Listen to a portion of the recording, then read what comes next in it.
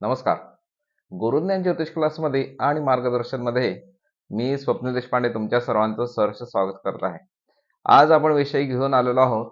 एकनाथ शिंदे साहेब जरा जपूनच म्हणजे सावधानतेनं सध्या त्यांना पावले उचलावी लागणार आहेत.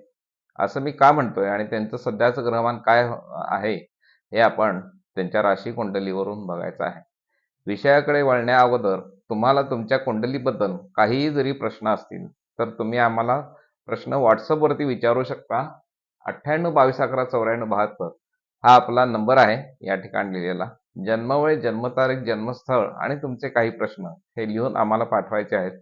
आम्ही तुम्हाला फोनवरतीच मार्गदर्शन, तुमची कुंडली काढून फोनवरतीच मार्गदर्शन करू. म्हणजे तुम्हाला वेळ, पेट्रोल खर्च करण्याची, इंधन खर्च करण्याची काहीही आवश्यकता नाही. येऊन भेटच सुद्धा आम्हाला गरज नाही. आम्ही फोनवरती तुम्हाला घर बसल्या तुमच्या कुंडलीबद्दल मार्गदर्शन करू. वळूया आपल्या विषयाकडे.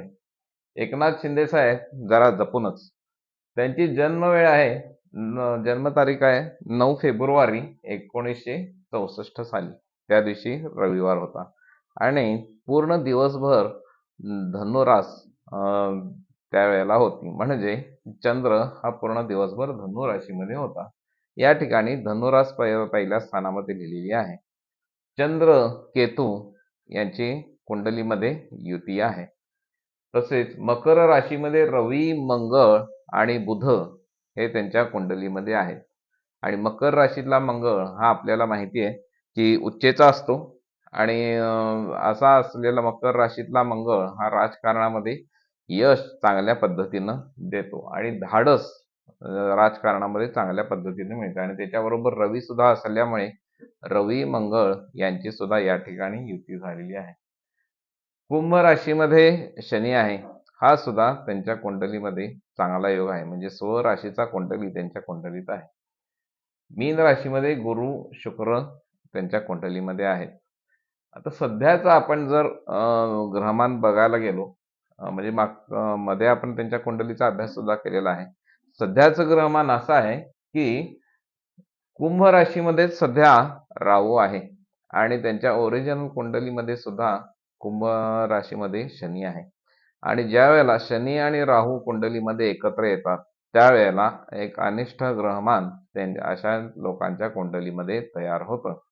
त्याच्याबरोबर गुरु आणि शुक्राबरोबर सुद्धा सध्या मीन राशीमध्ये शनी आहे आणि हा मीन राशीतला शनी मात्र हा त्यांना अत्यंत त्रासदायक असा हा ठरणार आहे. अजूनही 1 वर्ष हा मीन राशीतील शनी आहे. त्यामुळे राजकारणामध्ये त्यांना अत्यंत सांभाळून अशी पावलं उचलावी लागणार आहेत. त्याच्याबरोबर आणखीन एक असं आहे की गुरु हा म्हणजे राजकारणामध्ये जो आपला वरचा वरदहस्त ठेवणारे व्यक्ती असतील अशांच्या बरोबर या ठिकाणी सध्या शनी आहे. म्हणजे गुरु जरी त्यांचा चांगला असला तरी सुद्धा सध्या शनी त्याच्याबरोबर असल्यामुळे वरदहस्त त्यांना सध्या मिळणारा हा काढून घेतला जाऊ शकतो. आणि अशा वेळेला मात्र त्यांना अत्यंत जपून राहावं लागणार आहे. अजून 1 वर्ष तरी त्यांना अत्यंत जपून राजकारणामध्ये पावलं उचलावी लागणार आहेत. डायरेक्ट कोणाशी विरोध न पत्करणे, तुम्हाला विरोधी पक्षांकडून सुद्धा म्हणजे काहीही बोलून म्हणजे उपसवलं जाऊ शकतं, बोलायला लावू शकतं आणि त्यातून तुमच्यातून काहीतरी चूक घडण्याची दाट शक्यता या ठिकाणी आहे. त्यामुळे सांभाळून राहावा. अत्यंत विचार करून राजकारणामध्ये पावलं उचला. नक्कीच हे तुमच्यासाठी श्रेयस्कर असणार आहे. येणारा काळ ठरवेलच काय होणार आहे ते. आणि व्हिडिओ आवडला असेल तर लाईक, शेअर, सबस्क्राईब करायला नक्कीच विसरू नका. नमस्कार.